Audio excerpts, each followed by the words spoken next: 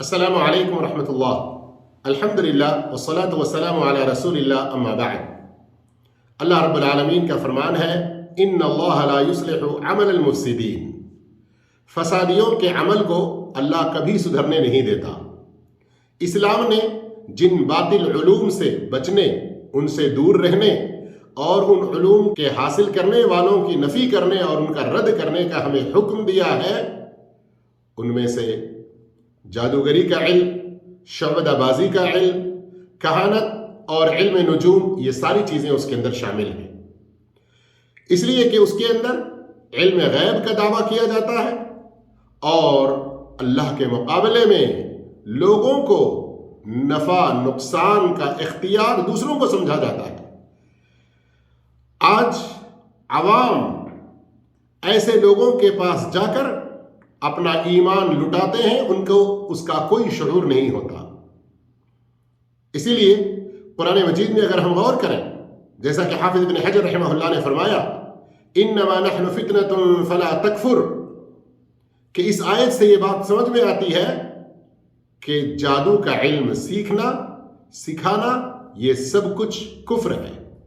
اور جو لوگ ایسے لوگوں کے پاس جاتے ہیں اور اپنا مستقبل معلوم کرتے ہیں، شادی بیاہ وغیرہ کے بارے میں معلومات لیتے ہیں، آگے کھیتی باڑی اور دوسرے مسائل کے بارے میں کہ ہمیں آگے مستقبل میں فائدہ ہوگا یا نقصان ہوگا، اس طرح کی جانکاری لینے کی کوشش کرتے ہیں، تو سوچا، کبھی غور کیا کہ اس کا کتنا بڑا نقصان ہے؟ صحیح مسلم شریف کی حدیث ہے کہ آپ صلی اللہ علیہ وسلم فرماتے ہیں، من اتی عرافا فسالہ لم تقبل لہ صلاۃ 40 لیلہ۔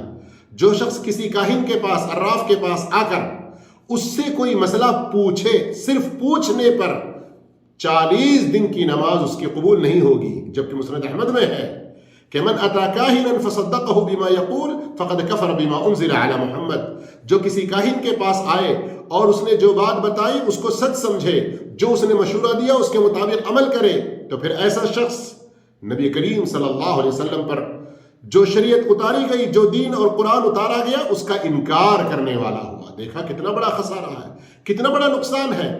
اس لیے جو لوگ ایسے لوگوں کے پاس جا کر اپنا مستقبل معلوم کرنے کے لیے، گمشدہ چیزوں کے بارے میں خبریں لینے کے لیے اور آسیب اور دوسری چیزوں کے علاج کے لیے جاتے ہیں، وہ لوگ اگر کفر میں نہ پڑے تو یہ بہت بڑا نقصان تو ضرور انہیں ہوگا کہ وہ کبیرہ گناہ کا ارتکاب کرنے والے ہوں گے۔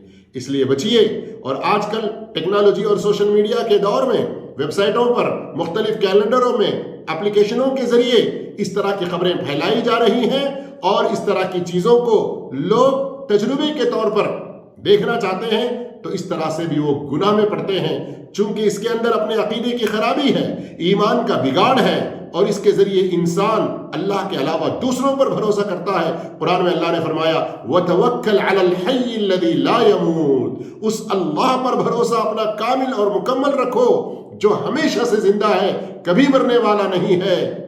ان سب ایمان و عقائد کے خلاف یہ کام ہوا کرتے ہیں۔ اس لیے جادو، شعوذہ بازی، کہانت، علم نجوم، یہ سب چیزیں، ان کا سیکھنا، سکھانا، کرنا، کروانا وغیرہ سب کفر میں داخل ہوگا۔ انسان اس کی وجہ سے اپنا ایمان کھو بیٹھے گا۔ ان سے بچے رہیے، ان لوگوں سے بچے رہیے، اپنے ایمان کی حفاظت کیجیے۔ اللہ سب کو نیک توفیق دے، ہر برائی سے بچائے۔ جزاکم اللہ خیرا، والسلام علیکم ورحمۃ اللہ وبرکاتہ۔